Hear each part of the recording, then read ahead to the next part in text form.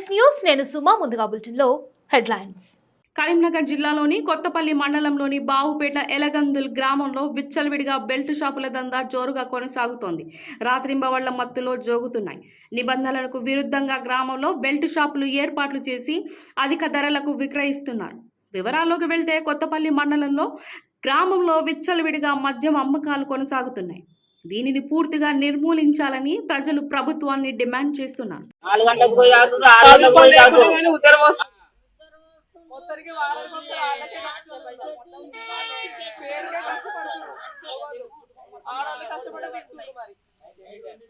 Any time పర్టికి పోయినా సరే mind sub చేస్తాడు ఒకరికి పోయినా తెచ్చాడు బాబులో మూడిటికే సాయంత్రం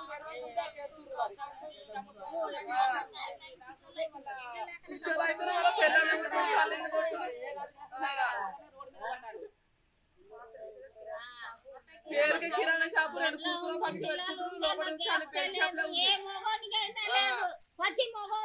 పిల్లలకి అందరికీ ప్రతి ఒక్క ఫ్యామిలీ ఖరాబ్ అయింది.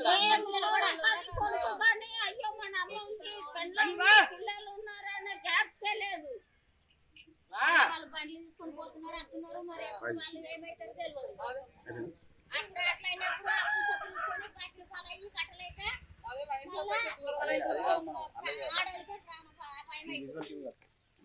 ఇంటింటికి ఉన్నాయి బెల్ట్ షాపులు 10-15 బెల్ట్ షాపులు ఉన్నాయి. ఇక్కడ అందరు పాడైతున్నారు, తాగి తాగి పిచ్చోళ్ళు అవుతున్నారు. డబ్బా కోటలు అవి ఇవి తీసుకొచ్చి అమ్ముకుంటున్నారు. ఇక్కడ అంతా ఆడవాళ్ళు పని చేసుకొని మగవాళ్ళు పని పోతారు. ఆ టైం కైనా 12కే పోతున్నారు. అదే మాకు అదొకటి సాయం చేయండి. మాది ఎన్టీఆర్ తమిళకల్లన్న కొత్తపల్లి జిల్లా కరీంనగర్ మండలము. ఇక్కడ ప్రతి ఒక్క గల్లీలో బెల్ట్ షాప్ ఉంది. ఒక బెల్ట్ షాప్ లేకుండా బంద్ చేయాలి. మాకు ఇదొక సాయం చేయాలి. ప్రతి ఒక్క ఫ్యామిలీలో మస్తు ఖరాబ్ అవుతుంది. ఏ 12కి పోయినా కానీ బెల్ట్ షాప్ తెరిచే ఉంటుంది. 10 రూపాయలు లేకున్నా 20 రూపాయలు లేకున్నా రేపు పొద్దుగాలి అని తీసుకుంటారు. మళ్ళీ వారం దాకా కష్టపడుతురు, అలాగే కడుతురు. మబ్బుల 3టికే ఛాయ్ దుకాణం తెరుస్తారో తెరవలేదు కానీ బెల్ట్ షాప్ మాత్రం పోయి తలుపు తెరితే తెరుతురు.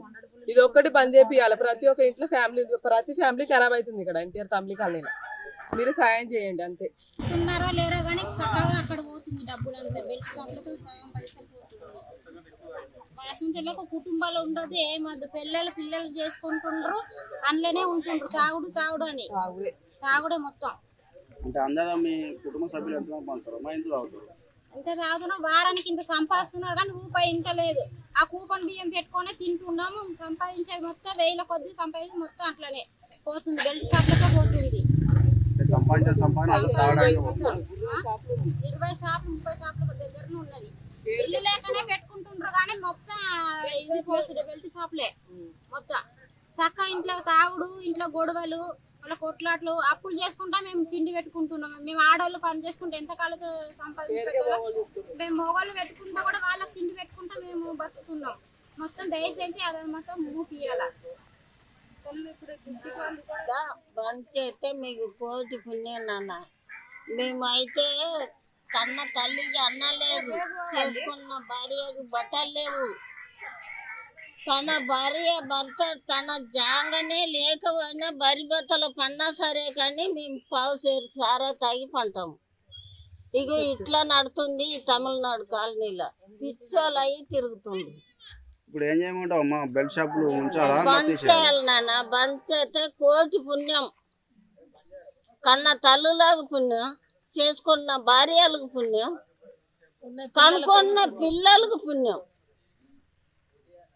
అయితే ఈ గవర్నమెంట్ ఏ కాంగ్రెస్ ఏదో మాకు తెలియదు కానీ అయితే మా కడుపును జర మా బాధలు కనుగొనిస్తే పుణ్యం ఉంటుంది.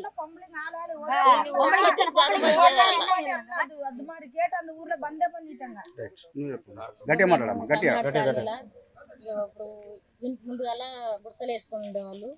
ఇక అప్పుడులా కొంచెం తాగుడు కంటే మన జంగల కమలాకర్ సారు ఇక కొద్దిగా గుడుమాలు బంద్ చేపిస్తే కొద్దిగా బాగుపడ్డారు. ఇల్లులు కట్టుకున్నారు.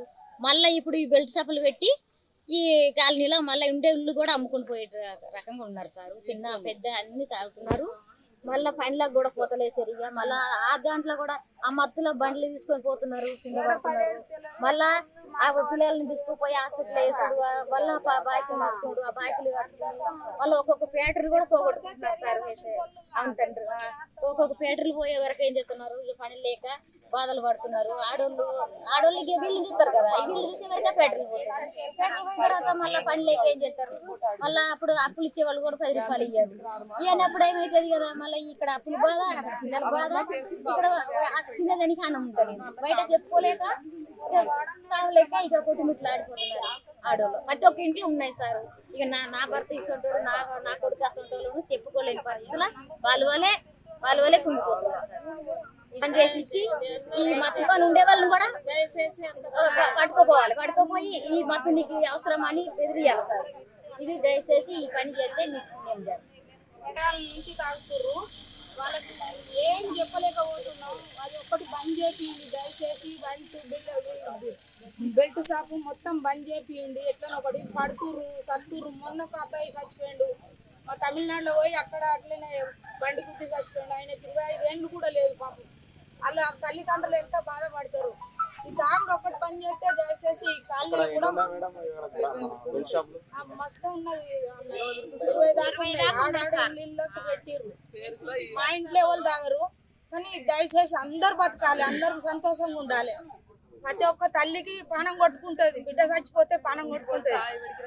ఇప్పుడు బెల్ట్ షాప్ ఇక్కడ ఎన్ని ఏళ్ళ నుంచి ఉంటున్నాయమ్మా? ఇప్పుడు దాదాపు 25 ఏళ్ళు అవుతుంది. ఇక్కడనే ఉన్నాయి, చిన్న చిన్నవి పెట్టుకుంటారు. బంద్ చేపిస్తేనే మంచిది. ఏంటంటే వాళ్ళ పిల్లలు మన పిల్లలైనా ఒక్కటే. ఏంటన్నా పడిపోయి చచ్చిపోతే మనం ఎంత అల్లాడతాం. మన పిల్లలు వాళ్ళ పిల్లలు అనేది ఏం లేదు. మా అయినా మనం బంద్ చేపిస్తే అందరూ మంచిగా ఉంటారు, క్షేమంగా ఉంటారు.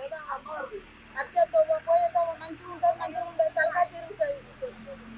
మనం తింటాం తాగేది అన్నం లేకుండా మొత్తం తాగుతారు. కథం ఉపయోగాలు కాలేదు తెలియదు, ఏది కాలేదు తెలియదు. కిడ్నీలు పోతాయి. మా యారలలో నాన్న కిడ్నీలే మొత్తం ఫెయిల్ అయినాయి తాగి. ఆయన వయసు కూడా 60 ఏళ్ళు కూడా ఉండే, 50 ఏళ్ళు ఉంటాయి. అట్లా ఉన్నది ఈడ పరిస్థితి మంచిగా లేదు.